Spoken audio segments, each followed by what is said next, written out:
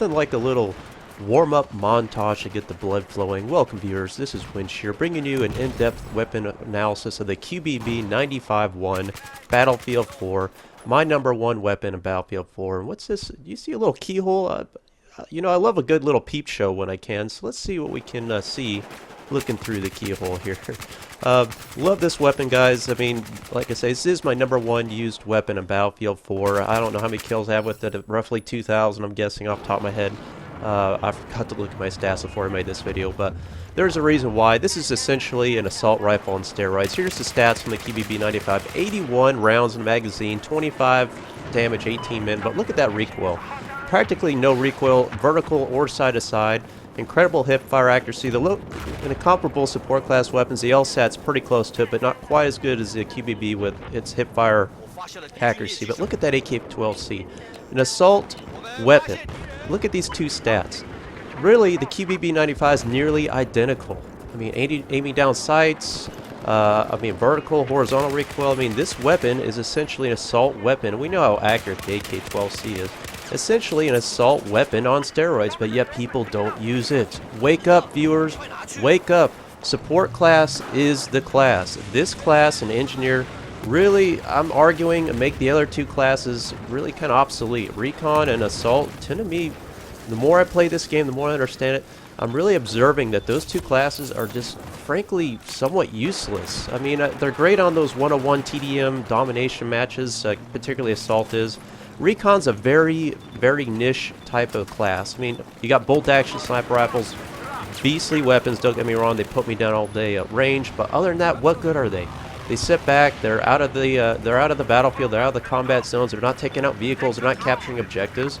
They're there for range engagements, and I argue that's a really useless class. Again, assault class, those weapons are good, but again, I would rather have 81 rounds in my magazine that's capable of dishing out firepower just as accurately as assault weapons are. I mean, yes, technically the AK-12C and assault weapons have just a little more accuracy when firing on the move, but frankly, you shouldn't be moving when you fire any weapon in this game. But other than that, this weapon beats it out in just about every category. Hip fire, you can see it right here. I mean, just suppression fire, suppressive fire capability, offensive capability. You'll just see me drop gobs and gobs of people in this footage.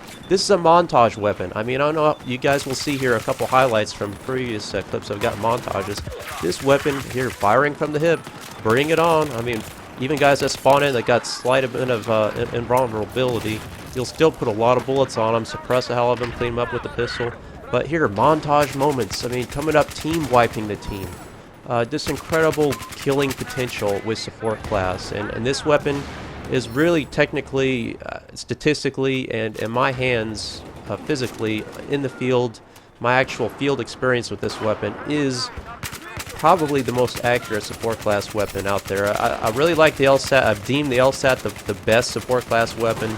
I think that in terms of it being the best support class weapon works for most players out there. I think the QBB's got just a slight amount more learning curve than the LSAT, but frankly, the QBB, there's a reason why it's my #1 weapon. And you know, what video wouldn't be complete without a UCAV moment here and there? I mean, this weapon, particularly in obliteration, you get me the QBB 95 and the UCAV in obliteration, game over, gentlemen. And ladies, this loadout is just unstoppable. What range do you think this is right here? Roughly 100 meters, I'd have to say. Long range engagement. Boom, headshot. You're down. You'll see time and time again the range capability of this weapon. Any loadout works on it from what I've seen. I put heavy barrels on this thing. I put compensator on this thing. Muzzle brake. Suppressors. All of it works. The grips I use, I like potato grip, I've used vertical grip. It don't matter, guys, everything works. So just try it out, throw something on it, whatever you throw on it is gonna work, trust me. I like the green laser sight because I'm finding myself really picking up on that when I'm aiming down sights. Where I see that green laser sight go, that's where I know my bullet's going, regardless if I'm moving or not. So you see me, or maybe you can kind of see that in the footage. You see that green light there? That's where the bullet goes. So I pay attention more to that green dot than I do my own red reticle in my sights or my crosshairs. So that to me helps me know particularly to get those pinpoint accuracy shots. That's where I look in terms of my aiming and moving my reticle. Again, I prioritize the green laser sight over the actual crosshairs of the reticles. That's a little tip I use. I find it used, regardless of what weapon you're using, but particularly this one, I really like that accuracy. To me, that is where I know my bullet's going, if I'm moving or not, under suppression, etc. It just allows me to visually acquire targets better. The sights I like zoom scopes on this because, again, it's capable of reaching out and touching people at such extreme long ranges, and I find that relying on the hipfire accuracy of this weapon when I get in close quarters combat allows me to basically not even have to aim down sights for really close, sticky situations where I'm kind of overrun. But 25 damage max, minimum of 18. I just find that more often than not, I'm just able to outshoot just about anybody on the battlefield. I mean, if they get a few shots at me, I know they're going to exhaust their ammo capacity at range much quicker than I will. And so a lot of times I'll just wait for them to exhaust their quick little burst of fire, and I'm like, you know, I ask myself, I'm like, are you guys done yet? Okay, here it comes, and then you're down. Because I find, I don't know if it's just me, but it feels like suppression in this game is still a significant factor, particularly for me. I don't know what it is about support, but I just feel like I get suppressed more than my support class weapon does, delivering reciprocative fire.